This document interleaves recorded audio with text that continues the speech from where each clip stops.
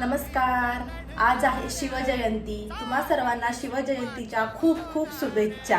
आज शिवजयंती निमित्त मी खूप छान असा स्वयंपाक केलेला आहे, तो तुम्हाला दाखवते. विशेषतः स्वीट मी काय बनवलेलं आहे ते तुम्हाला मी दाखवणार आहे आणि तुम्हा सगळ्यांना खूप खूप आवडेल आणि तुम्ही पण नक्की बनवाल. जर शिवजयंतीला नक्की बनवाल तुम्ही.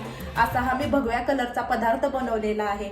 चला मी तुम्हाला दाखवते आज काय काय बनवले ते. तर सुरुवात आपण स्वीट पासूनच करूया.